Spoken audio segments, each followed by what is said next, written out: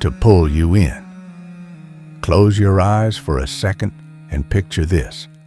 London is smaller than you expect, but louder than you can imagine. The River Thames is the city's true road, brown, tidal, and crowded with barges. Wood smoke hangs in the air. Church bells don't just mark the hour, they organize life itself. Now imagine I'm walking beside you, not as a tourist, but as someone trying to survive and understand the machinery of power in Henry VIII's England. And here's the strange part. In that world, every ordinary street corner is connected to decisions that can shake Europe. A wedding can trigger a war. A sermon can become treason. A royal mood can mean feast or execution. If you had lived it with me, you wouldn't remember it as a king with many wives. You'd remember it as an era where geography, faith, and steel kept colliding on muddy roads and echoing halls and on wind-bitten coast. Before we step into Tudor England together, if you haven't subscribed to the channel yet, please subscribe and hit like. It genuinely helps us keep making these long cinematic stories, and if you want a continuation, we need you with us. Now, come closer, keep your head down, and watch where you step. The streets are filthy, the politics are deadly, and the crown is always hungry. Chapter 1. The Young King and the Old World, 1509-1514. If you were beside me in 1509, I'd take you first to the sound of it. Westminster on a coronation day, you'd hear the city before you saw it. Vendors shouting, horses clattering, people pressing forward for a glimpse of the new king. Henry VIII is only in his late teens, and the court sells an image of him like a living prophecy. Tall, athletic, devout, learned, dazzling in cloth of gold. The pageantry isn't just celebration, it's a public announcement that the Tudor dynasty, still young and nervous in its bones, means to look unshakable. We'd cross London by the logic of the era, not uptown or downtown, but parish to parish, church to church, market to market. You'd smell fish and tallow near the river and feel the crowd tighten around narrow lanes where upper stories lean out as if the buildings are eavesdropping. The Thames is everything: transport artery, fishery, sewer, boundary, highway. From its water, you'd see the city's profile: steeples, timbered roofs, and the harsh defensive silhouette of the Tower of London like a stone warning. If I kept you close, it's because London can turn on outsiders fast, especially when rumor travels quicker than truth, and rumor is a currency here. Even in the first years, people talk about succession, alliances, and war as if they're discussing the weather, because in England, the weather decides travel. Travel decides trade. Trade decides bread. And bread decides whether a crowd stays quiet. To understand Henry's early reign, I'd lead you outside the city walls to the places where kings perform kingship. Greenwich Palace, for example, right on the river, convenient for arriving by barge in grand style. You'd see tournaments staged like theater, armored men thundering into one another under banners and trumpets, a medieval spectacle dressed in Renaissance confidence. Yet underneath the romance of chivalry, you'd notice something else: the creeping presence of gunpowder, the growing use of artillery, the careful counting of costs. This is an age balanced between old and new, and Henry wants to be master of both. Then, because Henry cannot resist proving himself, war begins to feel inevitable. If you stayed with me into 1513, I'd take you to the coast, to Dover, where the chalk cliffs rise like white barricades against the Channel wind. You'd taste salt in the air, and you'd understand why the sea is both highway and threat. Across that narrow strip of water lies France, not far in miles, but far in consequences. From Dover, we'd move toward Calais, England's foothold on the continent, a hard-edged English outpost facing French territory. The crossing isn't romantic. It's cramped, wet, and sickening. The channel can be calm 1 hour and merciless the next. And when you reach the Pale of Calais, the landscape feels flatter, more exposed, wide fields, fewer hedges, a sense that armies can be seen coming from a distance. That matters, because this is where kings gamble with reputations and lives. Henry's campaign in France is about prestige as much as strategy. Sieges are the true grinders of medieval and early modern war, weeks of mud, disease, supply wagons, and cannon. If you watched a siege with me, you wouldn't remember heroic charges. You'd remember the mathematics of starvation, the rumble of artillery, and the way an army consumes everything around it: grain, livestock, timber, patience. And then, while Henry is abroad chasing glory, England's other danger flares to the north. If you were with me, when the news reached London, news of Flodden, you'd feel how geography shapes anxiety. Scotland is not far away in the Tudor mind. It's a constant pressure line. At Flodden, Scottish power is broken in a single catastrophic battle, and the shock travels south like thunder. People speak the names of the dead with a mixture of awe and relief. Catherine of Aragon, acting in Henry's absence, becomes part of the story, and the court will remember that the Queen could rule when required. When we return to London, the city feels both triumphant and uneasy. Victories don't end hunger. They don't prevent plague. They don't stop the slow, grinding fear that the Tudor claim must always be defended. And Henry, young, brilliant, and hungry for legend, has tasted how war makes a king look large.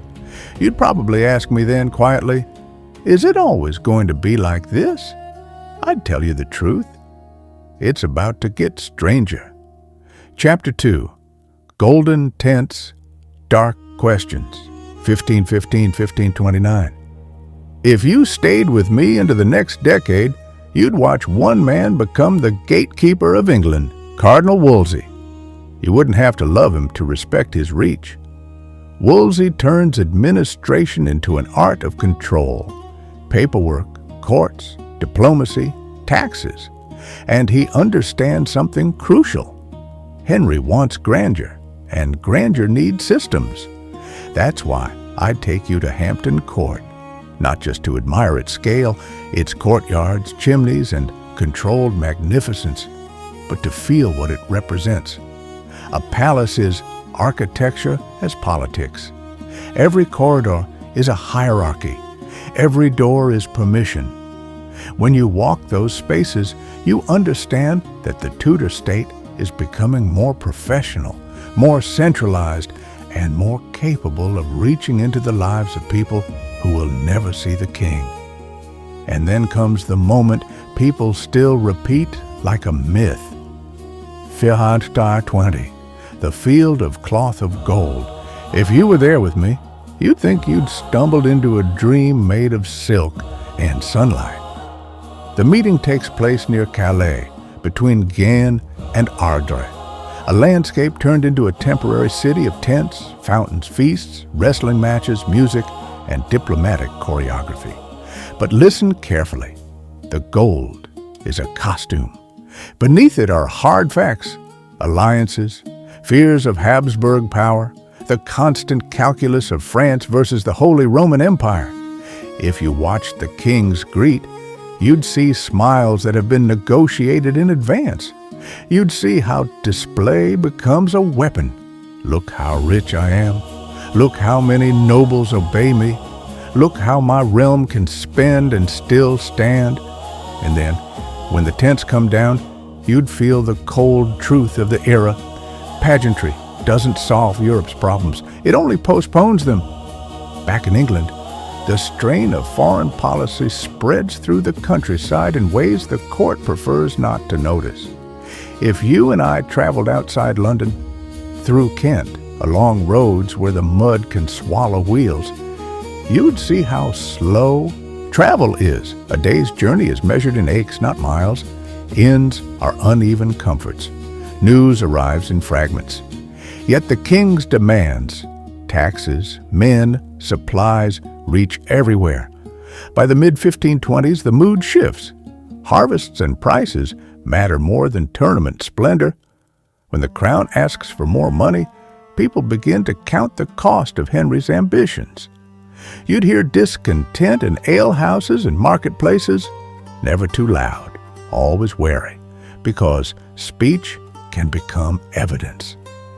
And now, I need you to imagine something more intimate. The king's private fear, because beneath the noise of diplomacy is a single obsessive question that begins to dominate everything. What happens if Henry dies without a legitimate son? This is where the story stops being a court drama and becomes a national earthquake. The problem isn't romance, it's succession. The Wars of the Roses are recent enough to still feel like a memory in the bones of the elite. Henry believes stability depends on a male heir, and once that belief hardens, it becomes a kind of religious conviction. So if you were with me in these years, you'd see Anne Boleyn not as a simple love interest, but as a symbol, someone around whom the king's desperate logic crystallizes. You'd see Catherine of Aragon's dignity and political significance. You'd watch Wolsey try and fail to control the king's will, and you'd feel the air thicken with danger, because the question Henry asks is not merely, "Can I have a divorce?" It is, who has authority in England, the Pope or the King? If you heard that question spoken aloud at court, you'd understand instantly. This isn't a marital dispute, it's a revolution wearing a wedding ring. Chapter 3, When Faith Becomes Law, 1530-1536. Stay close to me now, because the 1530s are where England's spiritual map is redrawn in blood and ink. If you lived this with me, you'd notice how power changes texture. It becomes more legalistic, more paperwork-driven, but also more absolute. Parliament becomes a tool not just for taxes, but for remaking reality. Statutes that decide what the nation must believe, who can speak, and what words are dangerous. By 1534, the break is formalized. England asserts that the king is the supreme head of the church in his realm. Think about what that means on the ground. It means sermon shift. Oaths are demanded. People have to choose between private conscience and public safety. And because the Tudor state is becoming more efficient, it can enforce ideology in a way earlier kings could only dream of. I'd take you to a place like the Tower of London then, not for the tourist shiver, but to make you understand its function. It's not only a fortress, it's a message, a stone reminder that the state has teeth, and you'd see those teeth sink into high-profile lives. Men like Thomas More become symbols of resistance and are destroyed for refusing to bend. In a documentary sense, this is what's happening. The Tudor government is testing how far it can go in compelling belief. And the answer, again and again, is farther than anyone thought. Then comes the economic and cultural shock that reaches into every shire. The dissolution of the monasteries begins. If you walked with me through England and visited abbeys you'd once have used as landmarks, places that housed learning, charity, and local memory, you'd see them stripped. Not only spiritually stripped, but physically dismantled. Lead pried from roofs, stone carted away, libraries scattered, land transferred to new owners, reshaping the gentry class and tying more people materially to the new religious order. And here's what I want you to feel. For ordinary people, monasteries are not abstract institutions. They are food in hard winters. They are hospitals. They are familiar rituals. When you rip them out, you don't just alter theology, you alter survival. So it shouldn't surprise you that the North ignites. If you and I rode north, past the flatter South and into landscapes that feel broader and harsher, you'd notice England's internal geographies of identity. The North is not another region. It's a different rhythm. Bigger skies, tougher travel, stronger local loyalties, and a deep sense that London's decisions arrive like foreign decrees. In 1536, resistance coalesces into the pilgrimage of grace. Picture it: banners, crosses, crowds moving with the confidence of righteousness. This isn't a rabble, it's a mass movement. And if you stood with me near places like York or Pontefract, you'd see how rebellion in Tudor England is both political and sacred. People insisting that the old faith, old customs, and local protections are being dismantled by distant men with pens. The drama is tense because it's not immediately a battlefield. It's negotiation shadowed by potential slaughter. The crown buys time. Promises are made and broken. And then, methodically, the state punishes. Leaders are hunted. Public executions become civic lessons. While the nation trembles, the court turns inward in a way that feels almost obscene. Because in the same year, the queen who sparked so much upheaval, Anne Boleyn, falls. If you were beside me in those days, you'd feel the speed at which favor becomes fatal. 1 week, a person is the axis of power. The next, they are walked through the Tower Gate as a condemned traitor. And this is the chilling truth, I tell you, if you asked what it felt like to live under Henry. It feels like living near a storm that can change direction without warning. Chapter 4. The Forts by the Sea and the King's Last Winter, 1537-1547. If you remained with me into the final decade of Henry's reign, you'd notice a hardening of policy, of the king's body, of England's posture toward invasion. In 1537, the longed-for prince is born, Edward. The court celebrates with real relief, because now the Tudor succession seems anchored. But the victory is immediately shadowed. Jane Seymour dies soon after childbirth.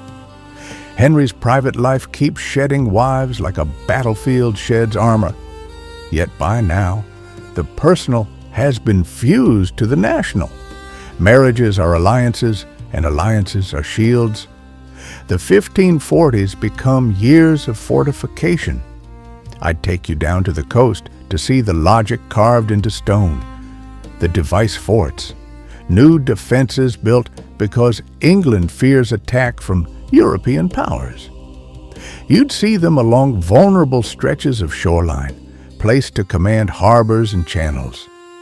Stand near Deal or Walmer, and you'd understand how geography dictates paranoia. Flat beaches invite landings. Narrow waters become choke points. Every headland is either protection or exposure. And if you came with me to Portsmouth, you'd smell tar, rope, and salt, the scent of a state investing in naval power. This is where you'd grasp another transformation. England is learning to fight not only with armies, but with ships and artillery. Naval logistics become national strategy. Then, one of the era's most haunting scenes. 1545, the Mary Rose goes down in the Solent right before the eyes of the king. Imagine standing there with me, a great warship, proud symbol of Tudor power, suddenly listing water-swallowing gun ports, men trapped below decks in armor. It's not a tidy tragedy, it's chaotic, horrifying, and fast.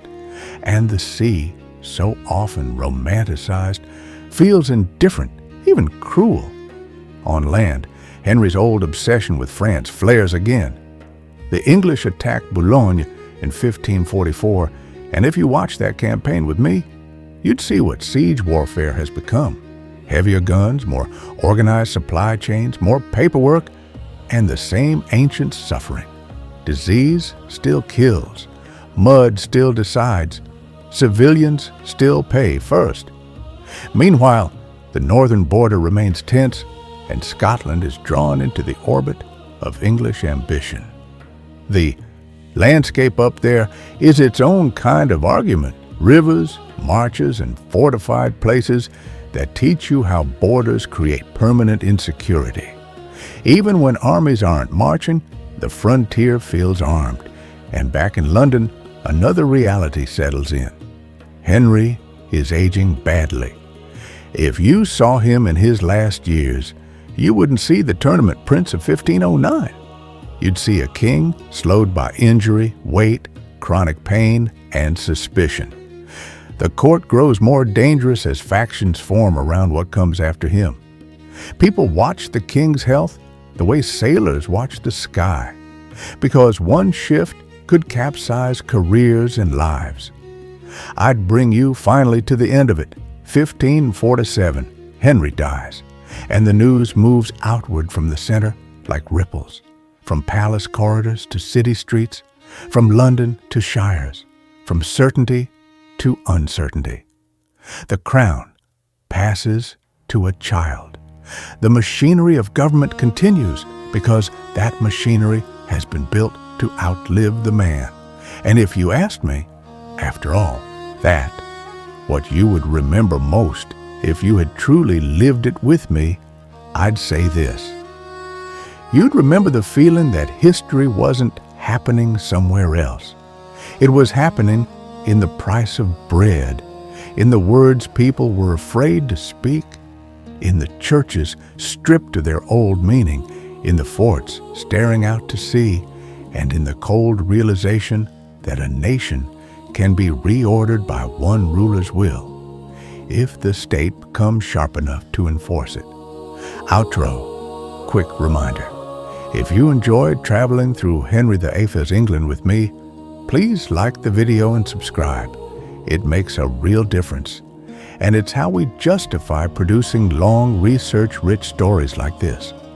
And if you want a continuation into Edward VI, Mary the R, and Elizabeth, I'd love to take you there.